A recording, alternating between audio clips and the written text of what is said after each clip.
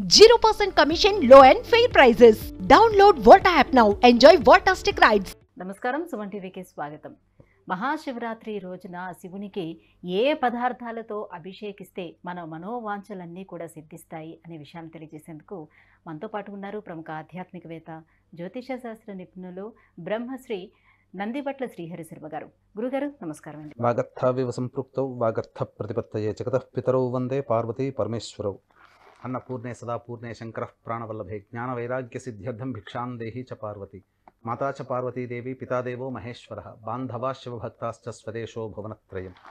సదాశివసమారంభాం శంకరాచార్య మధ్యమాం అస్మదాచార్యపర్యంతం వందే గురుపరంపరాం. ఆదిత్యాయ చ సోమాయ మంగళాయ బుధాయ చ గురుశుక్ర శనిభ్యశ్చ రాహవే కేతవే నమః. శృంగేరి జగద్గురు పీఠాధిపతులు శ్రీ శ్రీ శ్రీ భారతీ తీర్థ మహాస్వాముల వారికి, శ్రీ శ్రీ శ్రీ విధుశేఖర భారతీ తీర్థ మహాస్వాముల వారికి, కంచి కామకోటి పీఠాధిపతులు శ్రీ శ్రీ శ్రీ విజేంద్ర సరస్వతి మహాస్వాముల వారికి ప్రణామములు తెలియచేసుకుంటూ కార్యక్రమాన్ని ప్రారంభించారు. గురుగారు, మహాశివరాత్రి రోజున పరమేశ్వరునికి అభిషేకాలు అంటే చాలా రకాల అభిషేకాలు చెప్తూ ఉంటారు. అయితే ఆ అభిషేకాలన్నీ ప్రతి ఒక్కరు చేయించుకోలేకపోవచ్చు, ఆర్థికంగా అంతగా సహకరించకపోవచ్చు వాళ్ళకి. అయితే ప్రతి సామాన్య మానవుడు కూడా ఆ పరమేశ్వరునికి ఏ పదార్థాలతో అభిషేకాలు చేయించుకుంటే వాళ్ళ మనోవాంఛలన్నీ కూడా ఫలిస్తాయి. మనకు శివ పురాణాన్ని, లింగ పురాణాన్ని, భవిష్యోత్తర పురాణాన్ని అనుసరించి కొన్ని ఉపనిషత్తులలో కూడా మహాశివరాత్రి రోజున ఏ విధమైనటువంటి ద్రవ్యములతో అభిషేకము, ఏ విధమైనటువంటి పుష్పాలతో అర్చన, ఏ విధమైనటువంటి నైవేద్యం పెట్టమని మనకు శాస్త్రంలో క్షుణ్ణంగా ఖచ్చితంగా చెప్పబడి ఉంది.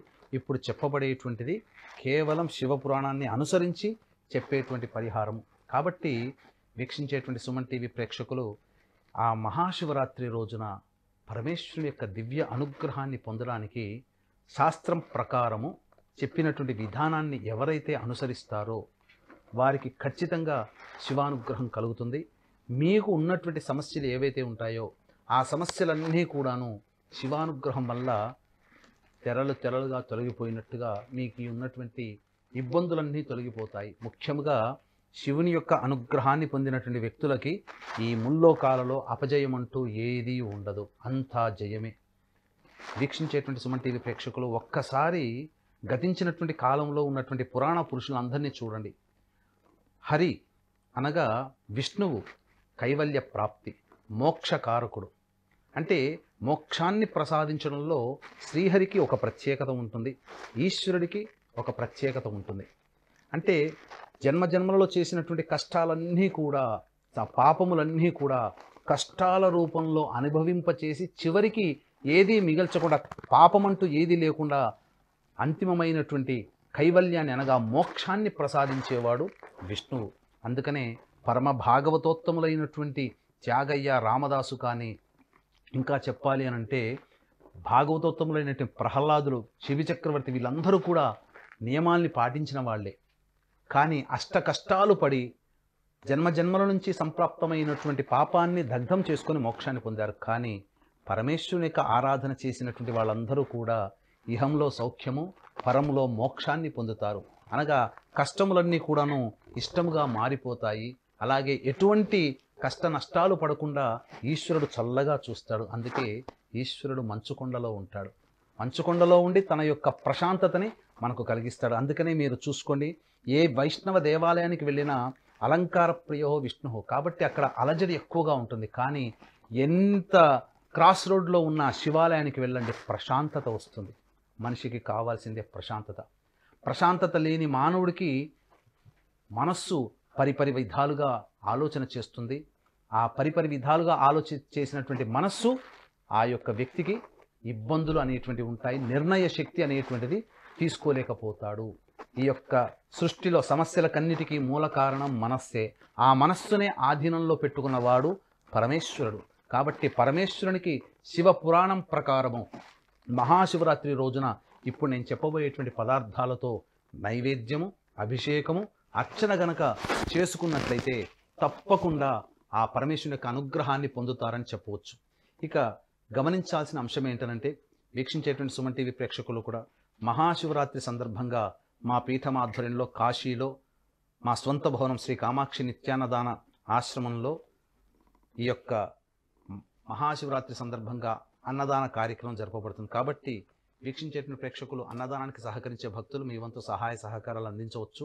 అలాగే మహాశివరాత్రి పర్వదినం సందర్భంగా 121 సార్లు రుద్రపారాయణం, అలాగే 9వ తారీఖు రోజున 24 హోమాలు, వివాహం కావాల్సిన అబ్బాయిలకి అమ్మాయిలకి శత్రుబాధ, దాంపత్య సమస్య, సంతాన సమస్య, అలాగే వృషభ మిథున కర్కాటక సింహ తుల వృశ్చిక మకర కుంభ మీన రాశుల్లో జన్మించినటువంటి వారికి శనిదోష పరిహారార్థమై, ఉద్యోగార్థమై ఉన్నటువంటి వ్యక్తులకందరికీ కూడా దాదాపుగా 24 రకాల హోమాలు జరపబడుతున్నాయి.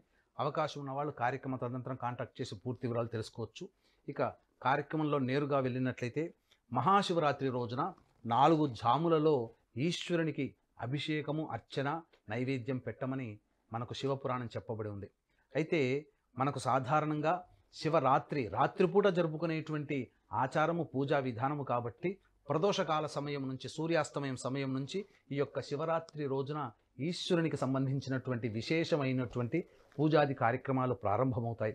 ఉదయమంతా కూడాను ఉపవాసాన్ని పాటించి చక్కగా ప్రదోషకాల సమయం సమీపిస్తుండగానే, అనగా సూర్యాస్తమయానికంటే ముందే కాలకృత్యాదులు మళ్ళీ తీర్చుకొని చక్కగా ఏ వ్యక్తి అయినప్పటికీ కూడా ఈ చెప్పినటువంటి 4 జాములు, 4 సమయాలలో ఈశ్వరునికి అభిషేకము చేయండి. ఏదైనా సమయం, మొదటి జాము 6:23 నుంచి 9:24 వరకు మొదటి జాము అంటారు, మొదటి ప్రహరము అని అంటారు. సాయంత్రం పూట 8వ తారీఖు రోజున సాయంత్రం పూట చేయాల్సింది. ఏం చెయ్యాలి ఆ ఈశ్వరునికి అంటే, పాలతో అభిషేకము చెయ్యాలి, పద్మాలతో అర్చన చేయాలి. పద్మాలోనంటే తామర పుష్పములు, కలువ పూలు, ఇవి పద్మములుగా చెప్పబడి ఉన్నాయి మనకు శాస్త్రం ప్రకారం. కాబట్టి ఈ యొక్క మీకు లేకపోతే మామూలుగా చామంతి పూలతోనైనా కానీ అభిషేకం చేయవచ్చు. అలాగే నైవేద్యం ఏం పెట్టమని ఉన్నదంటే, పెసరపప్పు, బియ్యము కలిపినటువంటి పదార్థముతో చేసినటువంటి నైవేద్యం పెట్టాలి. ఈ విధంగా చేసినట్లయితే తప్పకుండా మొదటి జాములో ఈశ్వరునికి అనుగ్రహాన్ని పొందుతారు. ఆ సమయంలో ఋగ్వేద మంత్రాలు చదవమని చెప్పింది. అయితే వీక్షించేటువంటి ప్రేక్షకుల్లో చాలామందికి బ్రాహ్మణుని పెట్టుకోగలిగే శక్తి ఉంటే బ్రాహ్మణుని పెట్టుకొని ఈ 4 నియమాలలో అభిషేకాలు చేసుకోండి. లేకపోతే మీరు శివాయ నమః అంటూ చాలు, ఇంకేం అవసరం లేదు. శివాయ నమః అంటూ పాలతో అభిషేకం చేయండి. ఆ మొదటి జాము 6:23 సాయంత్రం నుంచి 9:24 వరకు. ఇక రెండవ జాము అని అంటారు. ఎప్పటి నుంచి? 9:24 నుంచి మధ్యరాత్రి 12:25. 9వ తారీఖు మధ్యరాత్రి 12:25 వరకు రెండవ జాము ఉంటుంది. దీంట్లో ఏం చెప్పబడి ఉంది? పెరుగుతో అభిషేకం చేయమని చెప్పబడి ఉంది. తులసి దళాలతో అర్చన చేయమన్నారు. ఇక బెల్లంతో చేసినటువంటి పాయసాన్ని నైవేద్యంగా పెట్టాలి. అప్పుడు యజుర్వేద మంత్రాలు చదువుకోవాలి. ఇక మూడవ జాములో చెప్పబడినటువంటిది 9వ తారీఖు తెల్లవారుజామున 12:25 నుంచి 3:26 వరకు మూడవ జాము ప్రారంభం. మూడవ జాము ఉంటుంది, మూడవ ప్రహరము అని అంటారు. ఈ మూడవ ప్రహరములో ఈశ్వరుని నేతితో అభిషేకం చెయ్యాలి, మారేడు దళాలతో అర్చన చేయాలి. అలాగే నువ్వుల పొడితో చేసినటువంటి తినుబండారము, నువ్వుల పొడి బెల్లముతో చేసినటువంటి తినుబండారములు ఈశ్వరునికి నైవేద్యంగా పెట్టాలి. అప్పుడు సామవేద మంత్రాన్ని జపించాలి, పారాయణం చేయాలి, సామవేద మంత్రాలు చేయాలి. ఇక 4వ జాము అని అంటారు. 9వ తారీఖు తెల్లవారుజామున 3:26 నుంచి 6:27 వరకు 4వ జాము అవుతుంది. ఈ 4వ జాములో తేనెతో అభిషేకము చెయ్యాలి, నీలోత్పలాలతో అర్చన చేయాలి. నీలోత్పలాలు అంటే నీలి రంగు, బ్లూ కలర్ పుష్పములతో అర్చన చేయాలి. ఇప్పుడు చామంతి పూలు పుష్పం దొరుకుతున్నాయి, అలాగే బ్లూ కలర్లో నల్ల కలువ పూలు దొరుకుతున్నాయి, అలాగే శంఖు పుష్పి పూలు అని అంటారు, అవి కూడా నీలి రంగులో ఉంటాయి. కాబట్టి ఆ నీలి రంగులతో ఉన్నటువంటి పుష్పాలతో ఈశ్వరుని 4వ జాములో అర్చన చేయాలి. అప్పుడు కేవలం అన్నమే నైవేద్యముగా పెట్టాలి.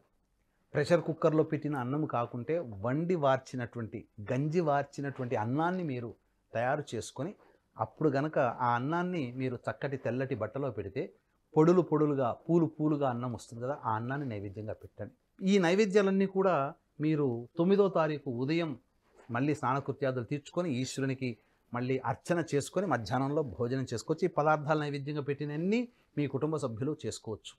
ఇంకా చెప్పాలి అంటే కుటుంబంలో పిల్లలు గల వాళ్ళు, పెద్దలు అందరూ ఉంటారు. అప్పుడు మీరు విశేషంగా ఈ 4 జాములలో 4 పదార్థాలు పాలు, పెరుగు, నెయ్యి, తేనె చెప్పాము కదా. ఈ 4 పదార్థాలతో మీరు ఎలాగో అభిషేకం చేయండి. డ్రై ఫ్రూట్స్ కూడా కొనుక్కొచ్చుకోండి.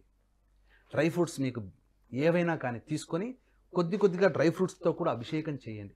చేసి ఆ ఈశ్వరుడికి అభిషేకం చేసి ఆ డ్రై ఫ్రూట్స్ అంతా మీ ఒక పక్కన పెట్టుకోండి. అది ఇంట్లో అందరూ భుజించినట్లయితే ఆ శివరాత్రి రోజున శివలింగాన్ని తాకినటువంటి ప్రతి పదార్థము అత్యంత శక్తివంతమైనదే. డ్రై ఫ్రూట్స్ని పిల్లలకి అందించవచ్చు. తేనెతో అభిషేకం చేస్తారు, తేనెని మీరు ఉంచవచ్చు. ఇలా చెప్పబడింది కేవలం శాస్త్రం ప్రకారమే చెప్పబడింది, ఇది కల్పితము కాదు.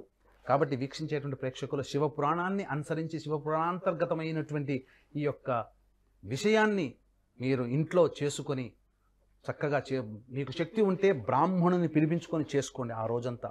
లేదు అని అంటారా, కేవలం మనస్సులో శివాయ నమః శివాయ నమః శివాయ ఓం నమః శివాయని మాత్రం అనకూడదు. చెప్తున్నాను, శివాయ నమః శివాయ నమః అనుకుంటూ అభిషేకం చేయండి. వేద మంత్రాలు చదవమన్నారు కదా, యూట్యూబ్లో అయినా కానీ ఋగ్వేద మంత్రము అనగానే వచ్చేస్తాయి కొన్ని పనసలు. ఆ యొక్క ఈశ్వరునికి అది వినిపించండి చాలు. ఆ విధంగా మీరు చేసినట్లయితే ఈ 4 జాములలో చేసినటువంటి పుణ్యము అనంతమైనటువంటి యోగాన్ని మీకు కలగచేస్తుంది అని చెప్పడంలో ఏమాత్రం సందేహం లేదని చెప్పవచ్చు. గురుగారు, మహాశివరాత్రి రోజున ఏ పదార్థాలతోటి ఆ పరమేశ్వరునికి అభిషేకం చేయాలి, నివేదన చేయాలి, ఇలా చేస్తే ఎటువంటి ఫలితాలు వస్తాయనే విషయాన్ని తెలియజేసినందుకు ధన్యవాదాలు. సర్వం శ్రీ ఉమామహేశ్వర పరబ్రహ్మార్పణమస్తు.